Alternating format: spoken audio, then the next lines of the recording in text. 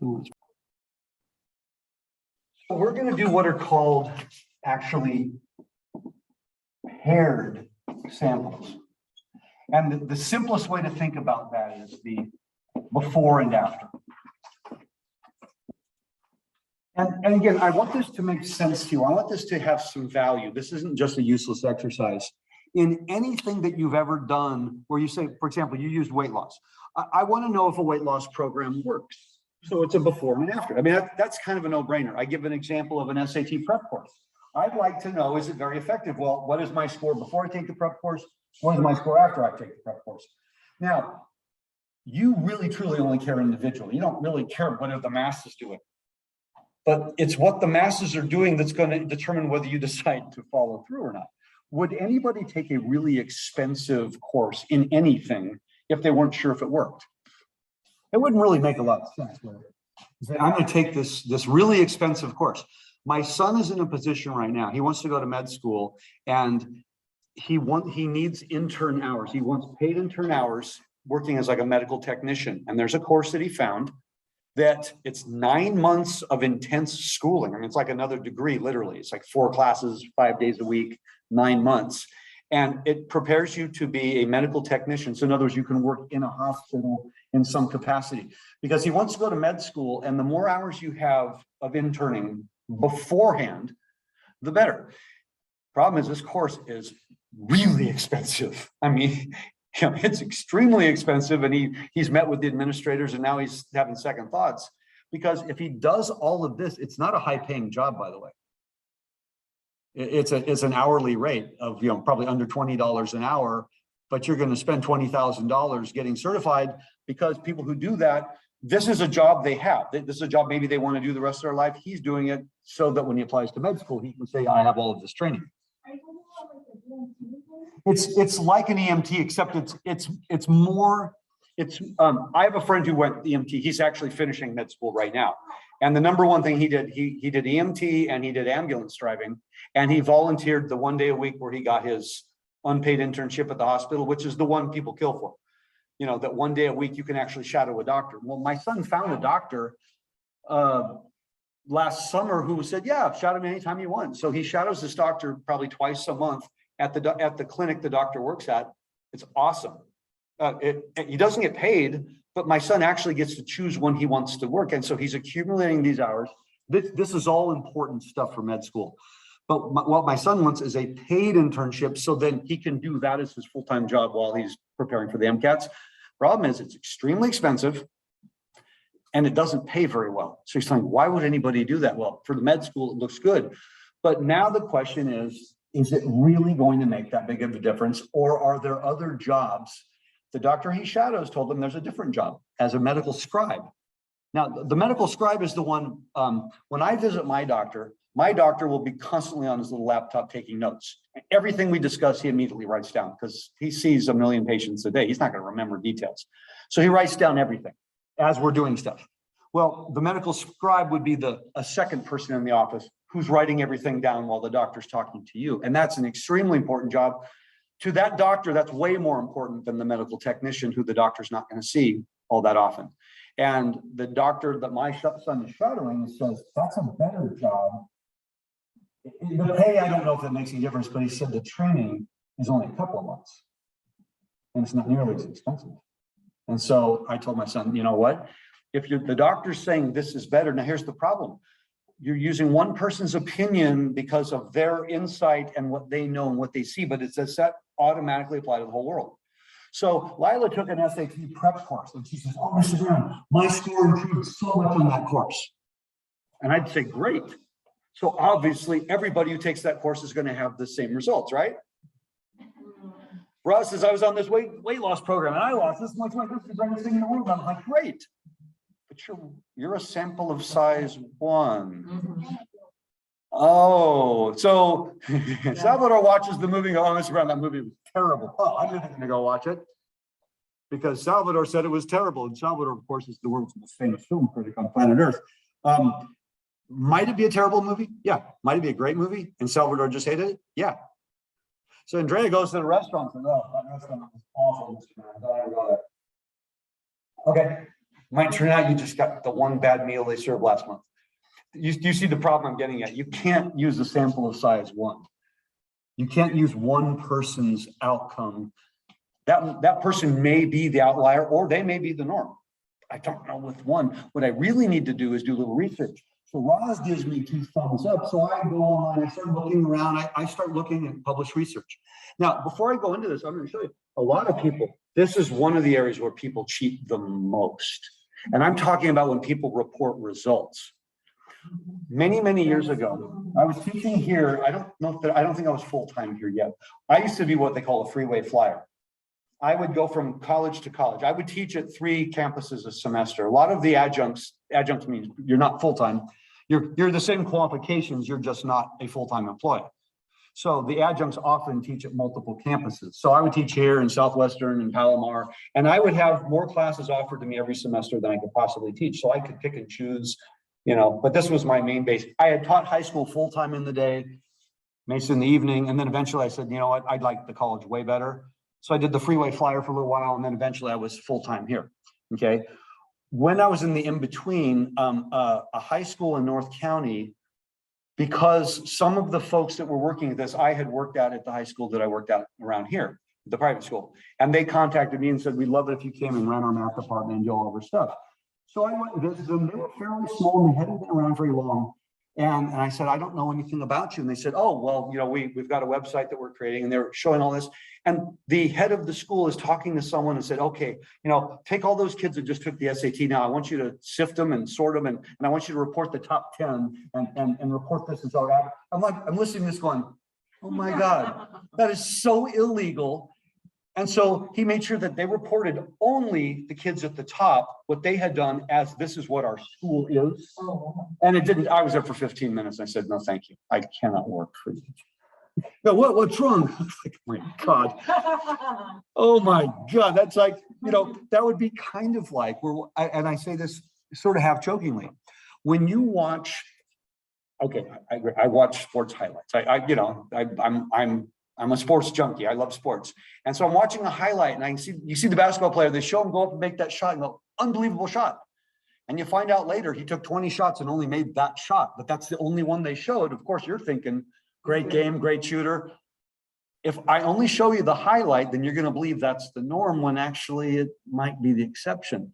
So in this case here, the person is claiming that this school not only has the best students, but this school raised everybody's scores, because they artificially pumped up some of the information. This is what I mean. So we're going to use an example of I'll use the SAT prep course. So I have hundreds of people go through my SAT prep course, but I only report the results of the ones who had the most success. Would that be valid and fair, do you think? No, that would be extremely dishonest, but does that kind of thing happen? Probably more often than not. So you are the statisticians. You have to be able to read through the garbage and say, no, okay, I see what's going on here. I want to know it. So you conduct your own experiment. So maybe you randomly select.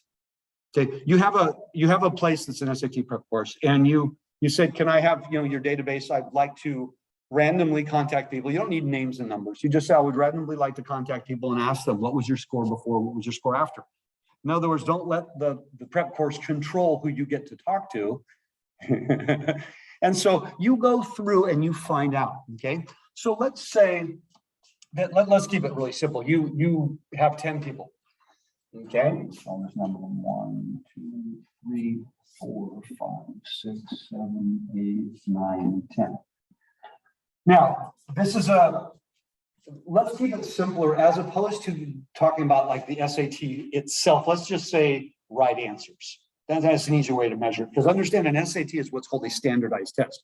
You got 13 right answers, maybe your score is 520. And you got 14 right answers, maybe your score is 550. It's standardized by taking what you got right and then using the mean and standard deviation. There's a lot of stuff that goes on into giving you that score, but let's just use right answers. That's an easier way to measure.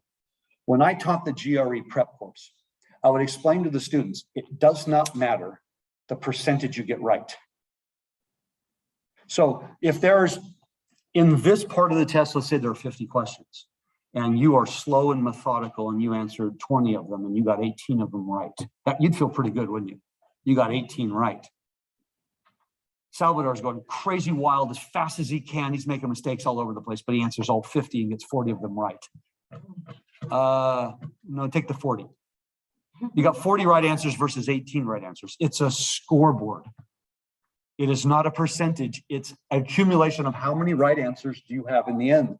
So when I would tell them strategies, people didn't even realize that strategy that you should employ is usually not the strategy most people. I want to be perfect on every answer I write. Nope.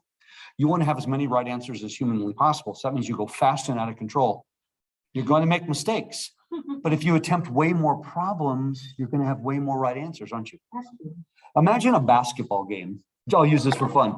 And I'm only going to take the shot when I know it's going to be perfect. If it's a layup, I'm going to keep dribbling all day long, and I'm going to only take the shot when it's perfect shot. We might not score a lot of points. No, it's actually better to jack up a lot of shots because some of them are going to go in. And we don't think about things that way, do we? So let's say the before and after, we're just going to measure right answers. All right.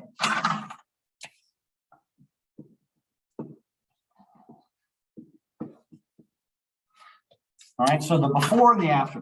So before, let's say person 1 got 18 right answers and after they got 20. Person 2 got 33 right answers and afterwards got 38. This person got 7 right answers and afterwards got 9. This person got 25 right answers and afterwards got 32. This one from 16 to 24. This one from 28 to 37. This person went from, let's say 40, they were really good and they only went up a little bit. This person went from 35 to 46. This person went from 28 to 33. And this person went from 34 to 42. Now, let's suppose that the school is they want to advertise what can you expect when you go there. So when you're watching TV and when you're watching a commercial, okay, and weight loss is a common one. There'll be different programs and they'll say, you know, well, if you do this, you know, you're going to lose this much weight in the first month. I mean, these are numbers you hear. When they say you're going to lose this much weight, can you not try?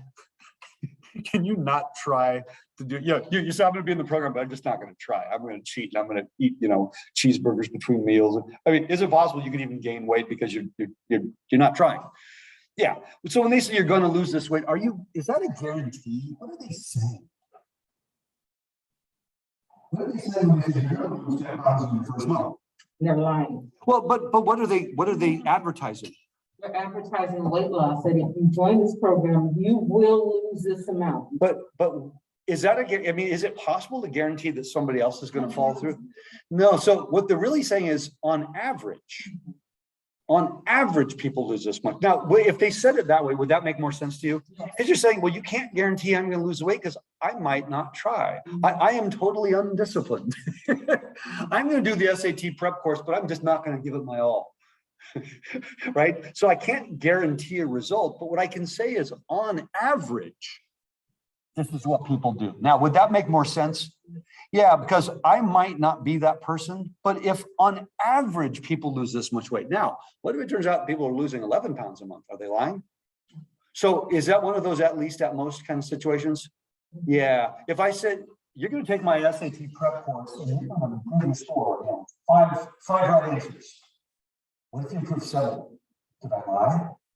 No. When I say you're going to improve by 5, isn't it automatically assumed at least 5, not at most 5? Does that make sense? This is one of those implied. So whenever we say something like this, your results are going to be this good. In reality, it's your results are going to be this good or better, never this good or worse. If I said your results are going to be this bad, then I'm saying this bad or worse. Think of which direction. If it's bad or worse, good or better.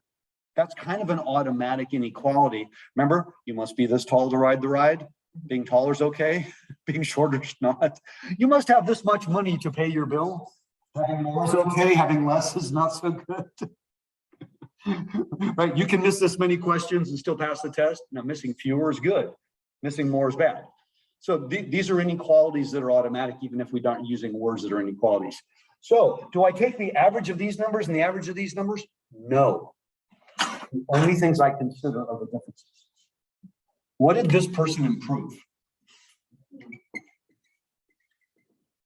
2, 5, 2, 7, 8, 9, 2, 11, 5, 8.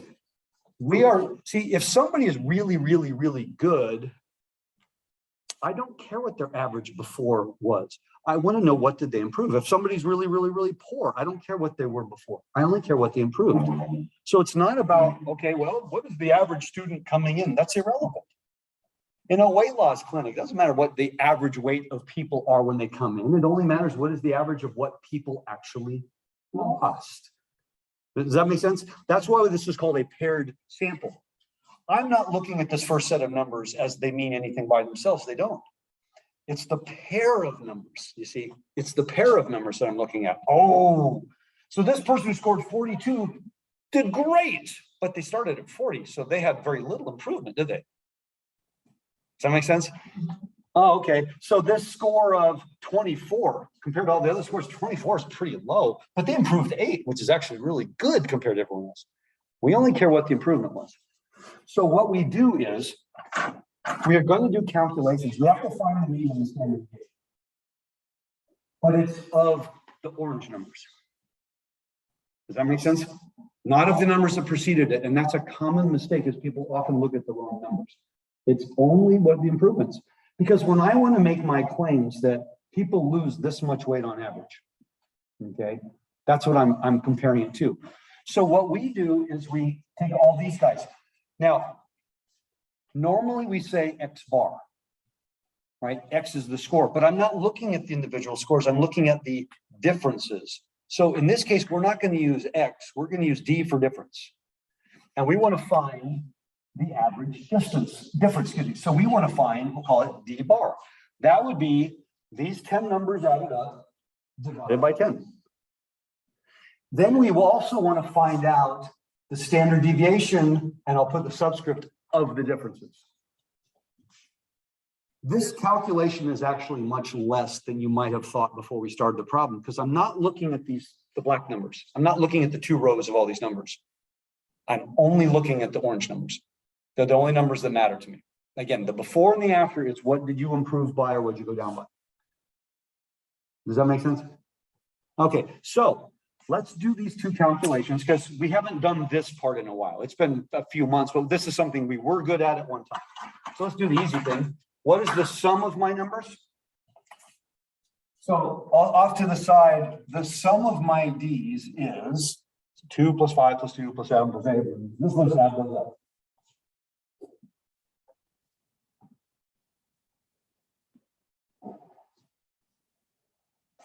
So what do those add up to? 59.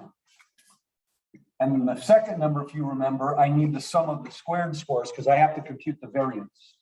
And so that's 2 squared plus 5 squared plus 2 squared all the way down the line. What's the second one you're doing again? The sum of the squared numbers. You remember for the calculation of variance, we have it, it's in one of our way back formulas. It's the sum of the squares minus, and I'll go about, you have the formula there. I don't need you to memorize it. I just need you to be able to locate it.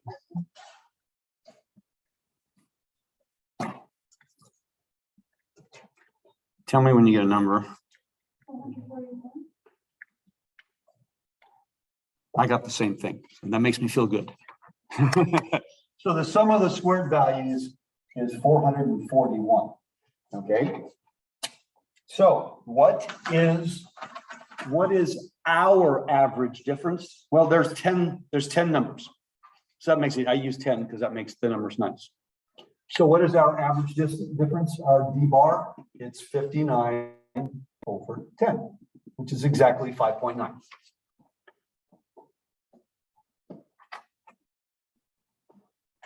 So in my sample, the average improvement was almost 6 right answers, okay? Everybody okay with that? Now, what's the variance? That's pretty strong, right? So the variance, if you remember, it's the sum of the squared values, which in this case is 441 minus n times the square of the mean. Yeah, I'll write it down here, remember. Remember that one? It's the sum of the squared scores minus n times x bar squared over n minus 1. The population, it was divided by n. The sample is divided by n minus 1. Makes me kind of nostalgic, actually. So we refer to this as the good old days. Now, what am I dividing by? 9. By the way, interestingly enough, with samples, you always use n minus 1. And we know another name for n minus 1. It's also called degrees of freedom. That's not a coincidence.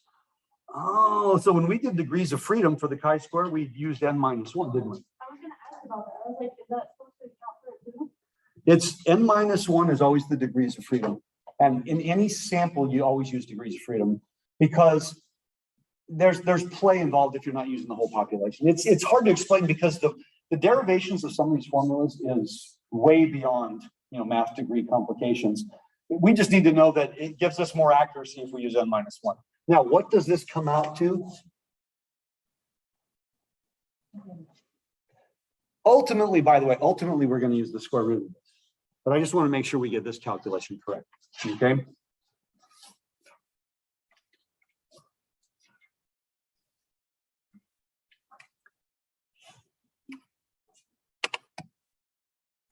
Tell me when you get a number. I don't know if this is 10.3. That's what I got, about 10.3 something. Now that's the variance. We're going to calculate a z-score in a moment. So I need the standard deviation. So what's the standard deviation? The square root of all that. Okay. Now this is getting in our Wayback Machine. I mean, it's literally been probably 3 months. This is the definition, and then what we did was we expanded this, gathered terms, and we found that these are equal. This was the shortcut. Okay, This is way faster. This requires so much more number crunching, plus parentheses, and I got to square. Yeah. This is the definition. This is the shortcut. Okay. That's why. Then if it's a population, well, difference is you use an F. Okay. But we rarely have populations. Remember. It's in fact in real life statistics, you never have populations. So that's why samples are so important. Now, in the end, we said we wanted the actual square root. So that's the standard deviation is what? And take the square root of what's on your screen. About 3 point, let's go one more place. Let's say about 3.21. So that means 3.21 right answers is the standard deviation. Now, we haven't actually formed our hypothesis yet. So here's the thing. There's a school out there, an SAT prep school. And they're going to make a claim that when you come to us, we're going to improve the number of right answers you get by, now just pick a number. What do you think would be a good sense of that? By 10 right answers, by 5 right answers, by 8 right answers. Don't go by this alone, but they're putting out their literature. You're Googling. By the way, do people do this? I want an electrician. I want somebody that I'm going to have to pay money to. I want to find out somebody who has a good reputation. I've never met them before. I want a school. I want to send my kid there to improve their SAT. I'm not going to go sight unseen. I'm going to do a little research and find out. So I found this school came up. They were clever, and they were the AAA SAT prep school. So that you always choose names like that, right? Because then you come all the way to the top of the alphabetized list. That's like the oldest trick in the book, right? Use lots of A's. So I looked at them. I said, wow, these guys have been around for a while. They say I'm going to improve this much. Okay, they got me. I'm going to go ahead and use them. So we did all of this.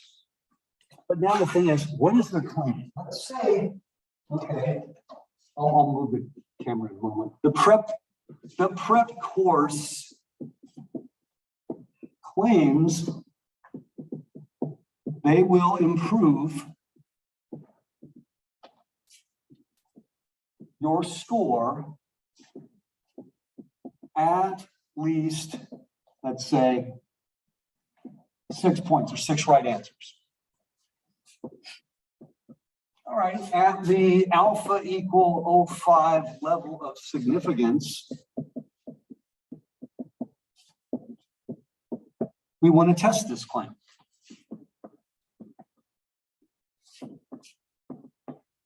All right, so let me go ahead and I'm going to move the computer now in front of that screen.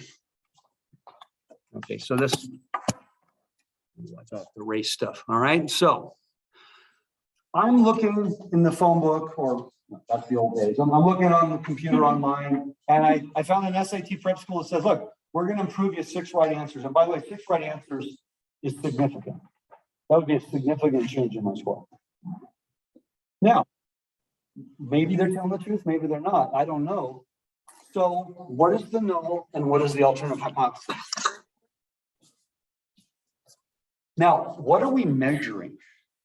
We're measuring the average improvement, not an individual improvement. It's always the average, aren't we?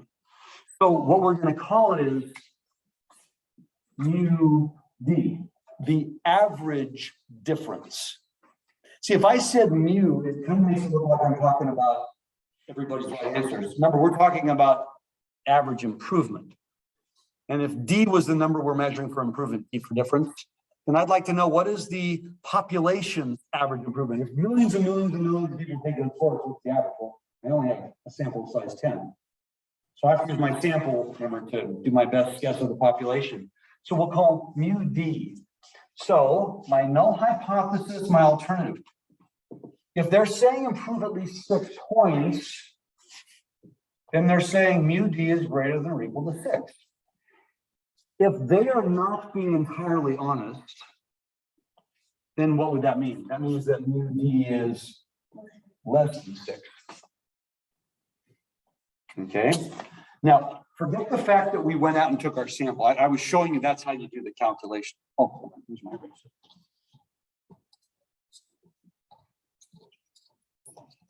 So if I draw my picture of what it is I'm trying to find here, what will I reject? The top or the bottom tail? Bottom, because it's less than. So I'm going to reject here. What is our magic Z?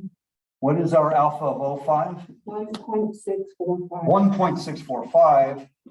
So am I going to reject for everything less than 1.645?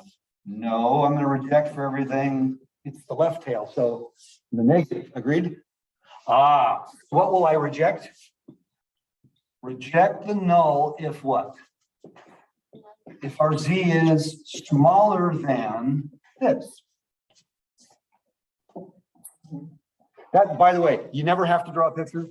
Because if I make the statement, reject if Z is less than positive 1.645, that means I'm rejecting almost all outcomes. Remember, you only want to reject extremes.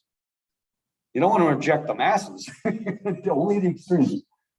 Okay, so now we would, in reality, okay, and let's say, for example, you are the consumer advocate. Have you ever heard that term before? Some of the news stations, they'll have that person, they'll call them the consumer advocate. There's some place in town that has been making claims and they get lots of complaints. I don't know why people would call a news station to complain, but they get lots of complaints. So they'll send somebody out there to investigate. Now, I don't know how serious the investigations are, but a lot of times they'll come back and say, you know what, we collected this information and it appears that this place is not what they're claiming. And don't you, as a consumer, want to know when you're being lied to? Yeah. Just as important, by the way, you want to know when, hey, that place really is good. They really do what they say they're going to do. They really are as good as they're claiming. I'd like to know that too.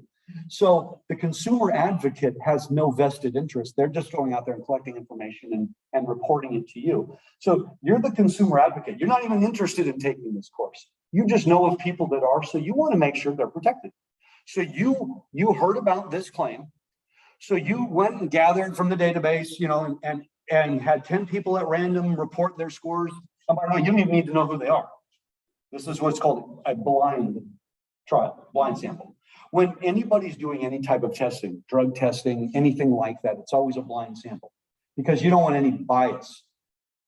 Oh, and so sometimes they call them double blind. So you had blood taken or, a urine sample or something, and then they'll put a code on there that can eventually be linked to you, but the person who looks at the code doesn't know who they're looking at.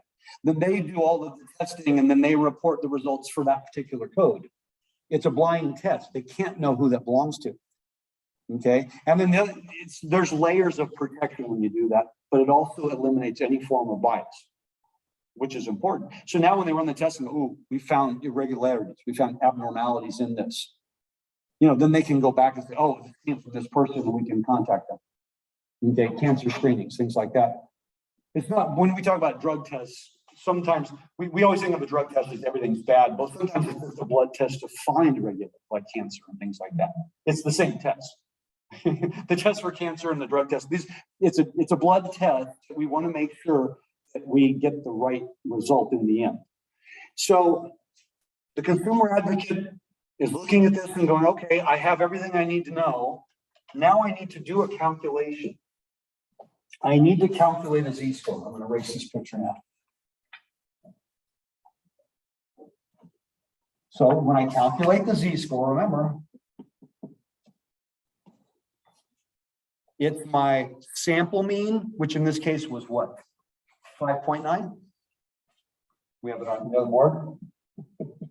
Minus the hypothesized sample mean, which would be 6, over the standard deviation, which we said was about 3.21. That's why we don't want too much rounding. Some more decimals is better.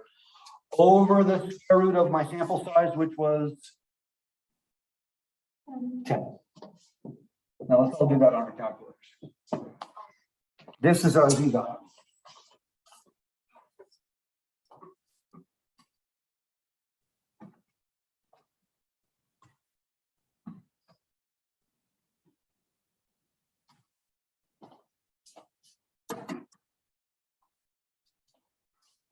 And it's about what? Tell me what you get. You get a number.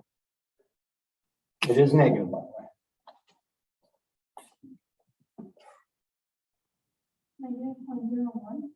-0.01. 0.01? It should look something like negative 0.098, not 0.01. Not -0.00. So it's about negative 0.1. Oh, I have negative .098. Yeah, Right? pretty close. Okay, I'll put them on 0.98. So pretty close to 0.1. Oh, okay. Pretty close to 0.1. Okay. Now, what does that mean? What does that mean? If I were to draw a picture of this, this would be a z-score of 0. This is our rejection zone, negative 1.645. Where are we? We're about right. Oops. We're about right here. Would you say we're pretty darn close to 0? Yeah. You what? I'm wrong. This is a really simple calculation. You I know, but I can't get the wrong number at this point. We did things 10 times more complicated than this. You calculate, you got a z-score, and the z-score is it anywhere near rejection zone? No. No, not even close. Not even close. What's your first? Remember, there's 2 parts: reject, fail to reject, reject, fail to reject. Fail to Fail to reject. reject. Yeah, it's not even close. So, do we agree that we're going to fail to reject? Yeah. All right. So then, now, by the way, Conclusion. now you're going to hold your press conference. By the way, you are the consumer advocate. Now you're going to go on TV. Well, the safe answer is always not enough evidence to conclude that it's less than 6. But this result is so darn close to 0, by the way, is perfect. This result is so ridiculously close to what they're saying. Would it be reasonable to say, you know what? Yeah, they claim you're going to improve at least 6. We improved 5.9. I don't see anybody making a fuss over this, right? They say, yeah. In fact, if one person had improved 1 more point, our average would have been exactly 6. So fail to reject the no. You could say it is reasonable that you're going to prove at least 6. That is a reasonable conclusion. That is totally reasonable. Or you could go the safe route and say, well, there's not enough evidence, and the not enough evidence always points to the alternative. There's not enough evidence to say you would be less than 6. There was somebody out there, maybe, by the way, maybe it was this person right here. See, this person here only got 7 right answers the first time, which is a terrible score. And then they got 9 right answers after they took the course, which is still a terrible score. And they're complaining, saying, we didn't improve the 6 that they're telling us we would improve. Well, I mean, realistically, this person didn't know anything going in and they didn't know a whole lot coming out. So this is probably not the person you want to, I'd be more inclined to believe this person saying, I knew everything going in and I only know a little more than everything coming out. Well, the irony is, if you know everything going in, how much could you possibly improve? Would you agree not very much? That's true. So now you look at the bulk and go, yeah, I see big improvements all over the place. So the point is, we only did a sample of size 10. In reality, what would you prefer if you wanted to go out and make a big, good or bad, I want to make a report to the world. Wouldn't you want a huge sample? Because wouldn't you feel safer? So we did a small sample for one simple reason. We had to do the calculation. In real life, I would prefer the sample be 100. Mhm. But then am I going to do this by hand at that point? Yeah. Oh, heck no, I do it with a computer. I have a question. As long as we know what's going on. I'm sorry, before we go too far. Sure. So with the conclusion, is it correct to say it is reasonable, your score is at least 6? Would that be- Your improvement is at least 6. Your improvement. Yeah, because that's what we were measuring. Your improvement, okay, thank you. Is everybody okay with that? That whenever you fail to reject the null, the not enough evidence conclusion is always correct. It's always safe. But every now and then we'd like to say, you know what? The evidence is pretty supportive of their claim. When we say things like, okay, Roz was not guilty only because there wasn't enough evidence to prove her guilt entirely, or it could be Roz is not guilty because she was actually innocent. Don't we love it when we can actually say something powerful like that? Mhm. Most of the time when we say you're not guilty, it's because there wasn't enough evidence to prove you were totally guilty. And by the way, in a court of law, that's like 99.99% of the time, because you wouldn't have gone to trial unless you were mostly guilty. But every now and then it comes across going, no, you were totally good. This was a mistake. We should have never even looked at you. We're doing this test on this place to legitimize their claim, and our results say, yeah, their claim is okay. There's not a problem here. And again, you can say if one person improved 1 point, they were exactly right on. So I don't have a problem with that. I'm saying they're lying to me. Right? Does that help? So the before and the after, the biggest thing I want you to get from the before and after, it's not the numbers, it's only the change. It's only the change. So with that said, I want to do a different problem now. I now want to do, we can go right to the quiz problem because that would have been my next example anyway, that type of problem. Let me go ahead and bring this up. It would take so long. Probably. Probably, yeah. I'm not really into the whole numbers thing, That was a was joke. good, that was good. That was good. Oh, we got partial screen. Let's wait for this to come on. The statistics we're doing today is about as real world as it gets, because all of you can relate to claims, the before and after type claims. I love it when Roz said weight loss. You know what? Whenever I ask a class this, that's usually always the first one that comes up. It's the weight loss one, because it's such an easy thing to conceptualize. And by the way, that doesn't mean people are lying to you. That doesn't mean people are being false. But when they're going to make their statement about here's what you can expect, shouldn't they be making that statement based on the actual evidence that they have? So you have let's just say you have a popular weight loss clinic in town. I won't mention names. I don't want to get sued later. And they've had thousands of people go through. Well, shouldn't they take the average of those people and report those numbers as this is what you can expect? I mean, doesn't that make sense? If I have an SAT prep course and I'm maybe nationwide, and I have millions of kids going through, it's pretty easy to report the average of all these people. But you as an individual might say, you know, I did not experience anything close to that. Not even close. I don't know if I trust those numbers. And you run your experiment and find out later, oh, you know, the numbers are valid. I just didn't do very well. I didn't have a good. Okay. The problem is a sample of size 1. You can't make a conclusion. Has anyone here ever gone to a restaurant that was highly recommended to you and you were disappointed? I don't want to know the restaurant. Has that ever happened? I just had a question.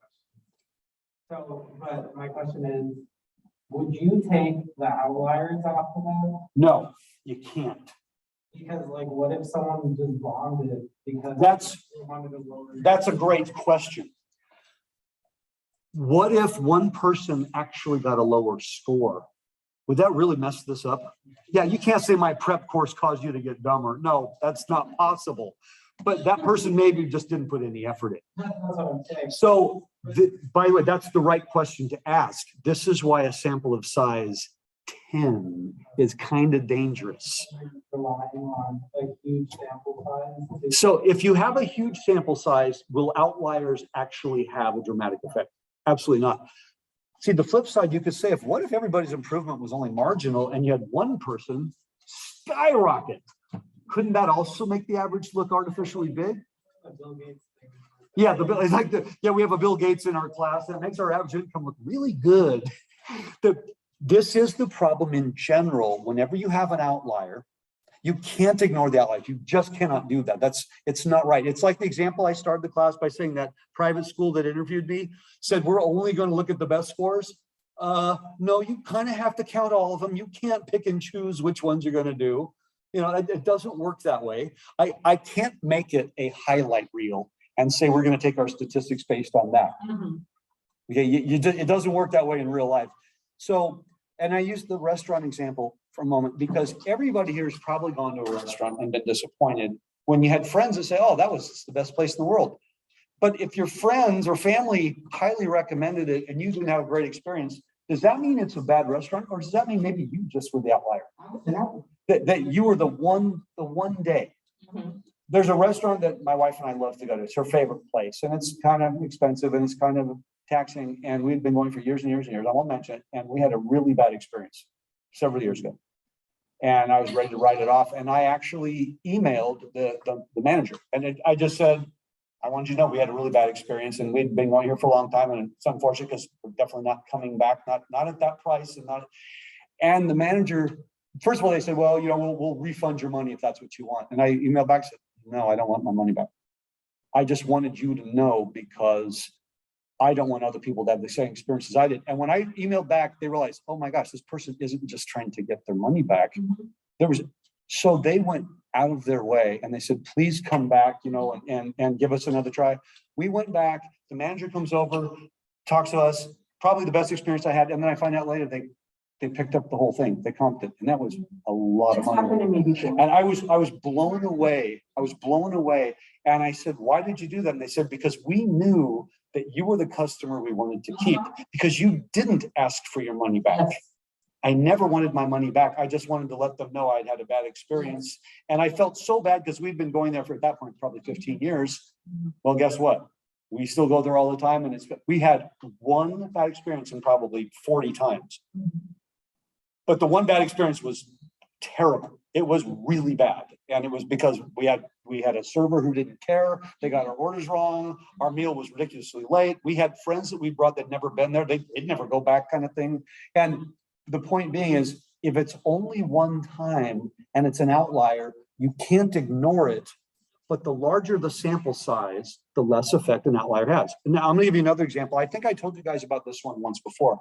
My best friend is a statistician. And right now he works for the University of Colorado, Denver. He's finishing up his PhD while he's doing research, and it's a lot of work for this guy. He worked in San Diego for a company that did most of their contract work with the DoD. So he used a lot, well, in San Diego, a lot of Navy, obviously. And he said, one of my favorite ones, that he was doing stuff and it had how many dependents. It was the number of dependents you had. I think I told you guys about this one. And he came across one 19-year-old, and there was something like 21 dependents. 19-year-old. So this clearly was like the Captain Kirk of the Navy, I guess. I don't know how a 19-year-old could have 21 children. Might have been a misenter. Do you agree that maybe it was maybe one or two, but 21? But I said, so what'd you do? Did you not count? He goes, no, had to count. You can't pick and choose which ones you think are valid, even though you know it's not. I said, that screw everything up? Because no, because there was over 10,000 numbers that I was working with. So that number only affected things maybe in the second decimal place, kind of. In other words, it didn't have a major effect because the sample size was 10,000. That's why large samples protect you from outliers. In general, assume there are always outliers. Okay, there's always a Bill Gates. Do you agree? And so therefore, if I assume there's always outliers, then I'm not going to get in trouble if I run across an outlier. So in the example that we just did with the SAT, if there was one person whose improvement was off the charts, or let's say was actually got worse, that would completely mess things up if I have a really small sample. So again, that points out the danger of small samples when I'm trying to make accurate discoveries. Okay. So we're going to do this problem from beginning to end, and this problem is almost verbatim identical, except there's one major difference. Okay. All right, so we're going to do a weight loss problem. And you see the person before and the person after. But when I do my subtraction, here's the important. Does anybody here ever go swimming, or has anybody ever gone diving? You go into a swimming pool. Anybody go in the swimming pool? You know, water. So if I said, oh, how deep did you go? Do you give me a negative number when I say how deep did you go? No. So if I've been diving, I've gone 100 feet deep. If the surface of the water is 0, you don't say you went negative 100. You said I went 100 feet deep. So we measure depth going in reverse, don't we? Oh, the pool is 11 feet deep. You don't say from the bottom of the pool to the top is 11 feet. You say from the top of the water to the bottom is 11 feet. Do you agree that we measure depth backwards? In other words, we increase as we go down. We're measuring weight loss. So if you started at 150 pounds and you ended at 140, remember, ending minus beginning is what we did in the last case because we're measuring improvement. But if I said you went from 150 to 140, that would be negative 10. Do you say I lost negative 10 pounds? That doesn't make sense. You'd say I lost 10 pounds. So with weight loss, how much weight did you lose? I want a positive number. Does that make sense? So in this case, this person went from 207 to 200. But 200 minus 207 would be a negative number. So we measure weight loss the other direction. Oh, with weight loss, I go before minus after because I want to know I lost 7 pounds. You got it? If it were SAT and we went from a score of 207 to 200, we say they went backwards. Oh, but in weight loss, how much I lost, I want to be a positive number. So when I'm doing the weight losses here, what would it be? 7, 11, 7. Oh, tell me about this person. That would be negative. They gained weight. They cheated. They went to one of those weight loss camps and they smuggled in a whole bunch of candy bars. By the way, at any kind of weight loss situation, is there always the possibility someone will gain weight? Absolutely. Absolutely. But they're the outlier. They're not the norm, I would hope. So I would hope. That food was so good, I couldn't stop myself. So just like the last problem, what are you going to do? You're going to have a line of the numbers. Okay. For number 3, or for 3, it's 166 and then 159, right?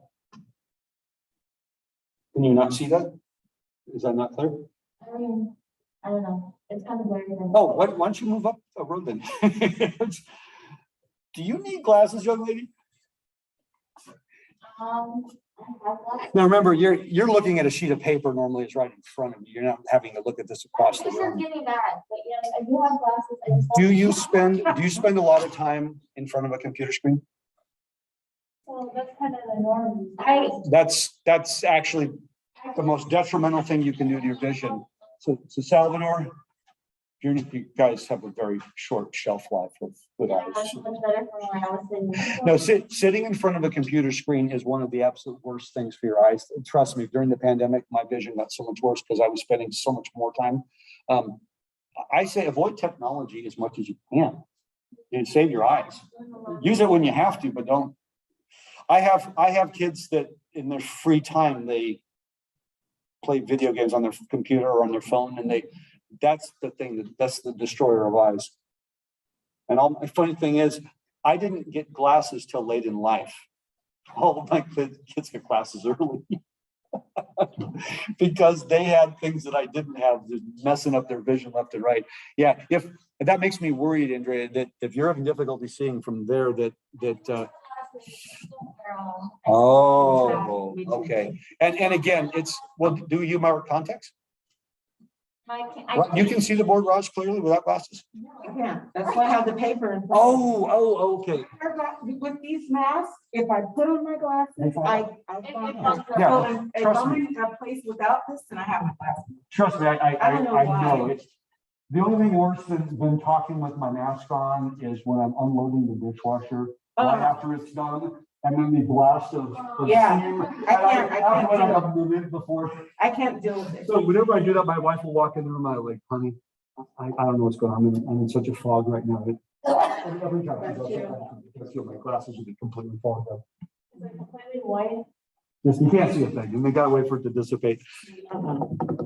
Okay, so before you do any, well, okay, I shouldn't say before you do anything, but you're gonna have to put the numbers under this, remember, are the only numbers you're actually going to use.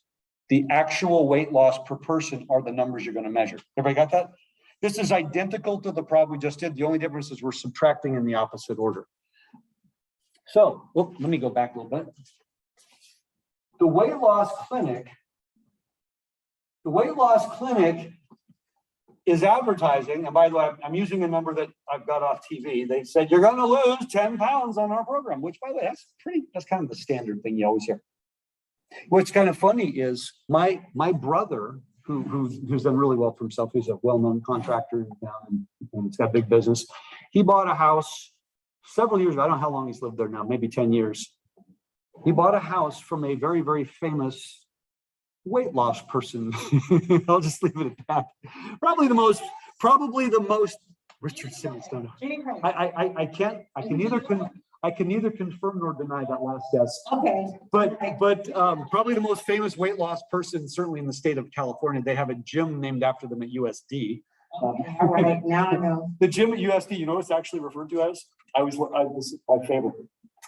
They were always referred to as the Slim Gym, because it's named after the weight loss guru. But anyway, my brother bought a house not knowing that it was this person. When they were all done and everything was closed, the realtor said, you bought this house from a very famous person. So he's thinking, I bought it from Jack Nicholson, Leonardo DiCaprio. He's thinking some famous Hollywood person. They said, no, you bought it from this famous weight loss person, which I think was funny because my brother had no idea who that was. But this is exactly the type of thing you would see on a TV commercial. Hey, do our thing, you're going to lose 10 pounds. And you'd say, okay, if I am diligent and I follow through, it's all on me, but if I follow through, a 10-pound weight loss is totally reasonable. And by the way, that is the way you're supposed to approach this. Now, based on the sample, you're saying, is this a valid outcome? That's the whole point. So remember, just like in the last problem, your mu D is going to be what? They're claiming your average weight loss is what? So as an inequality, that would be a what? At least is this an at least? Yeah, so it's a greater than or equal. So the alternative would be the less than. Okay, we want to get that part out of the way. And I'm saying at the 05 level, boy, that's a lot of this is really, the first two problems here should be trivial. You're not doing anything.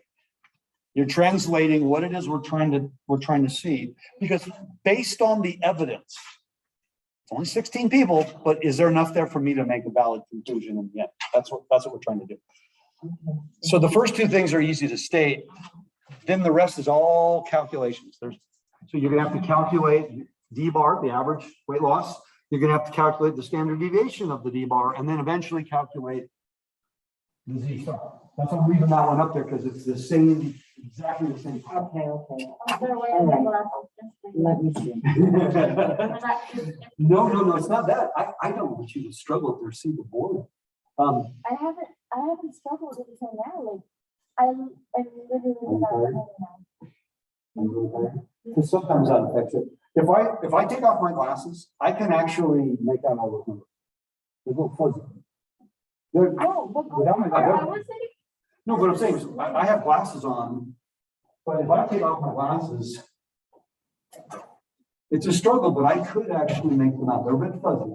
yeah, My glasses just make things sharp at this point. I don't know, I just couldn't see it. Not saying it's below average, that's definitely. Okay, I did this part. Okay, so And I got the correct symbol. Okay. So H naught is, so the mu D, the average weight loss, that's what we're calling. See, if I'm not averaging these numbers, I'm not averaging these numbers, I'm Yeah, averaging I these did that numbers. one, okay. I So, got- so what did we call it? We called it mu with a subscript of D. So mu D is bigger than what?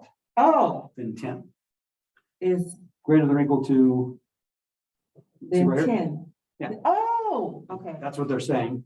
So what's the alternative? This is called the what then? Okay. All right, this is. That's what I'm sorry. that's what they're saying. Okay, that's what they're saying. And you're saying, okay, I have no reason to believe otherwise, but they could be overstated. And so this would be the symbol. No, it could be in the opposite direction. If that's greater than or equal, what's left? Oh, It sorry. could be less than, right? You see my cheat sheet over here. Well, I mean, look at the I board. forget. It's the same problem. I can't see. Ross. I'm joking. I can't see. I'm joking with you. Now you're really worried No. because you drove here today. I'm joking. I wrote everything right here. I just write it here, so. Yeah, right. No, I'm just saying you drove here today, so it's worrying if you can't see the board. I'm joking. I can see. I can kind of I'm loosely see joking the other with you. cars I on the see it. freeway, right? Okay. You missed the first part of that, but were you able to figure out what was going on? No, but I'll watch. Oh, okay, because I'd like to be able, we did it with an SAT prep course. Where you're measuring improvement in your SATs. So what we're doing in this case, these are called paired samples. It's a before and after. So you don't care what people's average weight was going in, you don't care what people's average weight is coming out. You only care about what is the change for each person. So let's say you went to, just for fun, you went to a basketball camp this summer, and what you want to do is improve your vertical leap. Nobody cares what the average of everybody's vertical leap is. You only care about how much did you change. So let's say you had a really high vertical leap and you had a really high vertical leap, but you only improved 1 inch. We don't get to count your really high vertical leap, we count the 1 inch change. What if you have no hops at all, but you improve 10 inches? You still don't have much, but you're 10 inches back. It's the 10 that we're counting. So whenever you're doing a situation like this, it's always, did you go up or go down? And we're only looking at those numbers. So in a weight loss clinic, we don't care what people weighed before. We only care about what was the weight change? You know, did they actually lose weight? In an SAT prep course, did you actually improve your score? So it's only the improvements that we count. That's the whole point of this type of problem. This is as real life as it gets for things. Now, there's not that many samples of your life where you've done this kind of thing.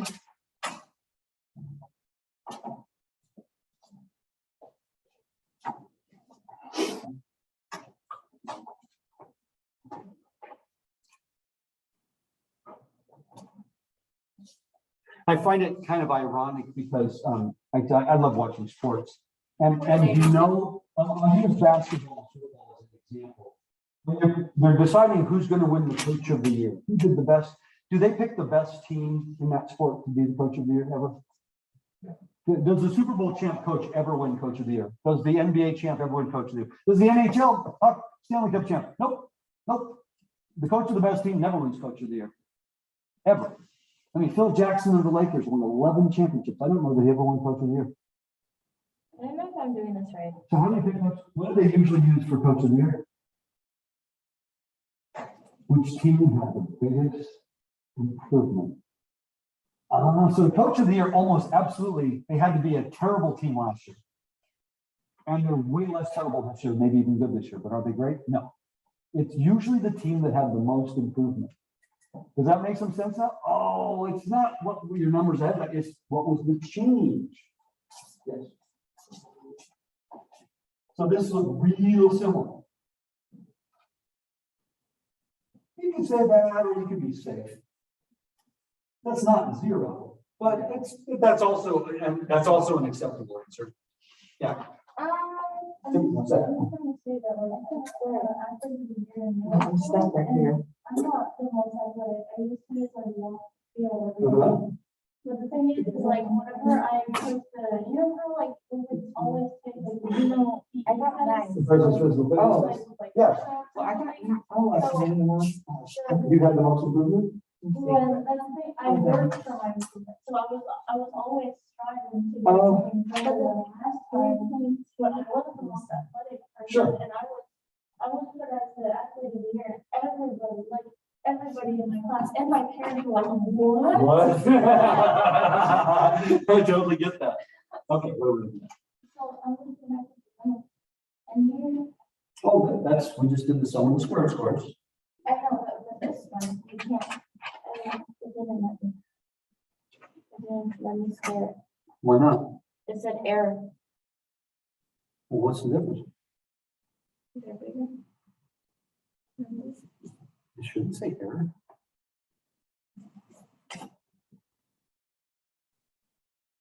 Maybe, well, no, you should be able to handle 16. Let's. It could be that you have too many. Now, do you know what you do, by the way? Has anybody's calculators not let them finish the calculation for the 2 numbers? So you guys know what you do? Do half the calculations, hit equals, and then keep going. That's called a subtotal. Because if you do half the calculations, hit equals, and keep going, now your calculus treating that as 1 entry rather than 16. Does that make sense? Here. Okay, so hit equals, and then hit plus, and keep going. You will get the right answer, but it's a way, when I'm doing my tax stuff at the end of the year, I'm adding things up by hand, I might have 100 things I'm adding up. I'll usually do like 10 at a time and just keep hitting equals, because I know at some point my calculator won't accept any more input, and I can't stand that.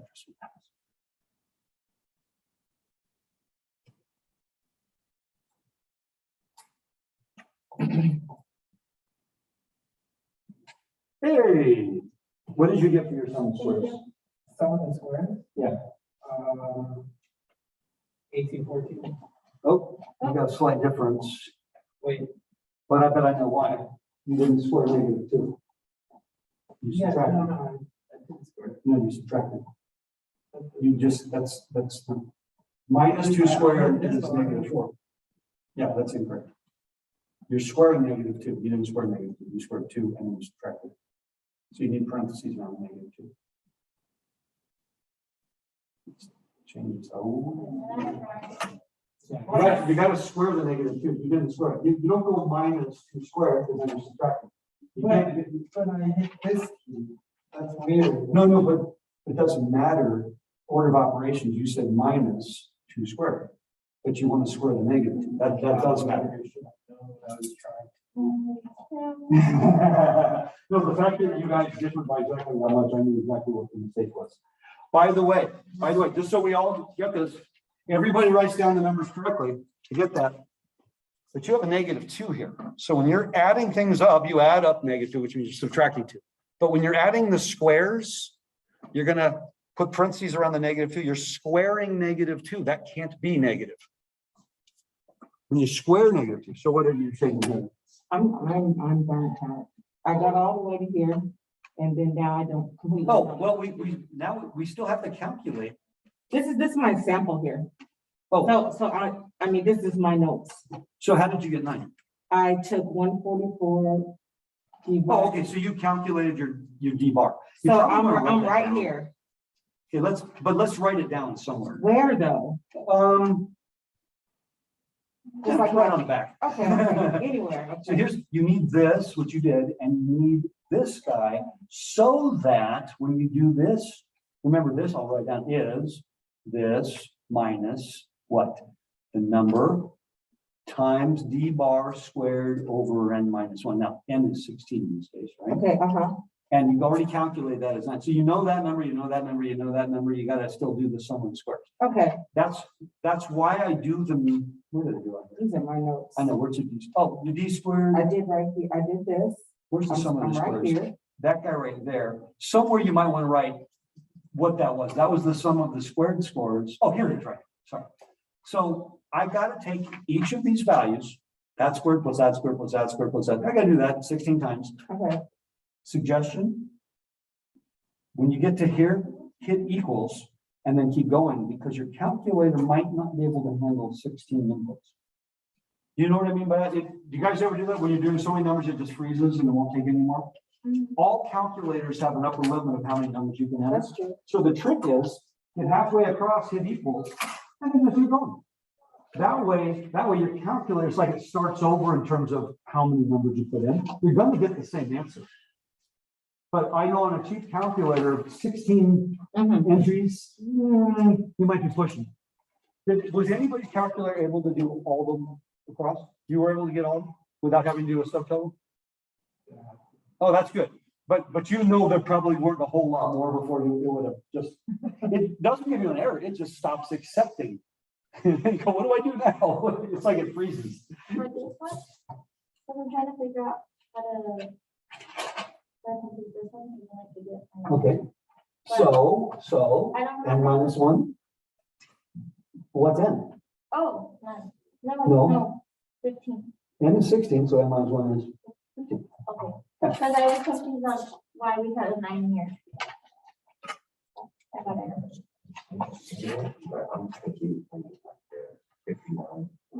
Oh, well, the previous, that's behind the screen, but you add it I need up, one now. add up your improvements. 1, 2, 3, 4, 5, 6, 7, 8, 9, you're missing Semester. one.